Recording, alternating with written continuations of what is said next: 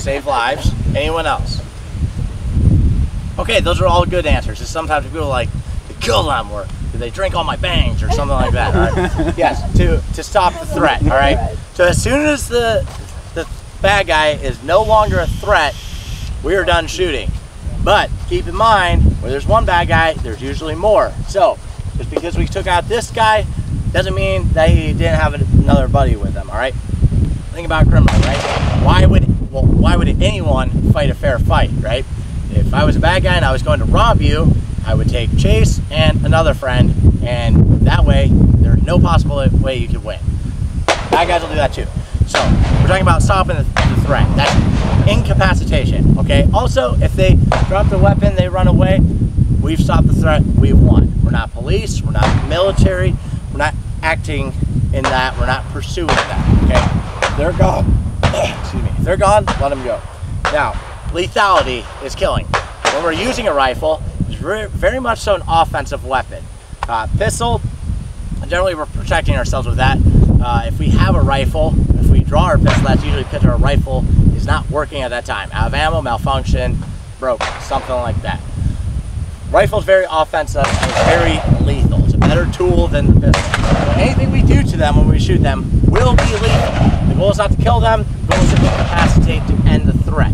Now, where do we shoot people?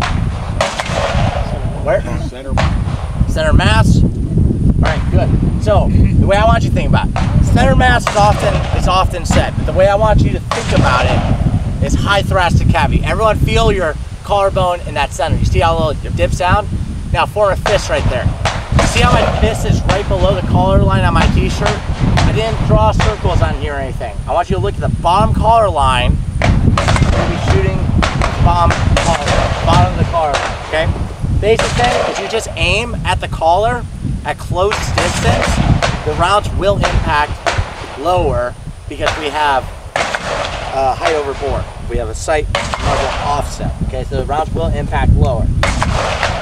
Out past about 10 yards, just aim a little bit below the collar line. If you aim at the collar line, that's the simplest thing to think about.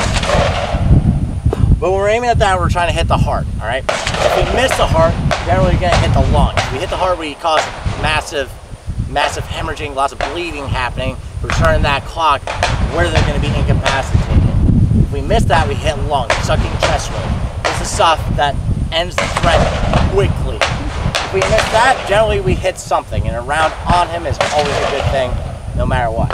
All right, second area that we shoot in order of priority. Pelvic girdle. Pelvic girdle? T-box. What? Head. All right, what I want you to think about is a head shot, specifically in between the eyes at the top of the nose, all right? We have squishy stuff, right? 308, 12 gauge, 40 cal, whatever caliber will bounce off the skull, okay? Anything worth shooting once is worth shooting twice. I don't want to make the joke on camera, but free Kyle. Anyways, he gets it. All right, so squishy stuff, right? Because that's where the soft stuff is, that's where the rounds are gonna penetrate the best, and that's where we're gonna end up hitting the brainstem. They'll drop, they'll just drop. Whatever they're doing, or maybe their legs will keep moving or something crazy, you know, that they make horror films about. But that's generally the off switch that you can buy. It's right in between the eyes, all right? It's brought out as a T-box. I want us to always think aim small, miss small, because if you aim for the head, you'll probably hit someone in the head, right? If you're not being real accurate. But if you aim for the center in between the eyes, you're gonna have a smaller group than just hitting the head somewhere. Same thing with the heart. Now, so we have the heart, brain stem, and then third area, what would you say? Center of whatever you can see, okay? Because if this is like a big wall right here, and you only see this much of me sticking out, just shoot for the center of whatever you can see. It doesn't make sense to go out and try to take a shot in the heart and then the head, because that's what I said, just the center of whatever you can see. Also consider the fact too that if you see like an arm sticking out, we hit the center, that's where bones are. We break the bones. We don't just cause a flesh wound, like a bicep, you know? Aim for the center. You get in and out? So, center of whatever you can see. You guys know the North Hollywood shootout? All right, yeah, so cops, two guys with machine guns and lots of body armor lit up the cops for 44 minutes, right? One of the guys, they ended up taking them out because they went underneath the car, shot him in the foot, and they came around and incapacitated them.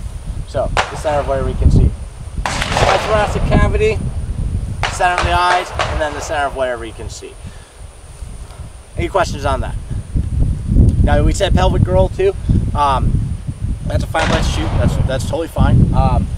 And I just don't teach it that way. But what we will do is when we come up right on the guy, we're gonna have to create a low angle. That's where we will actually be shooting the pelvic girdle. That's actually just because of the angle we have to shoot at when we're super close up on the target.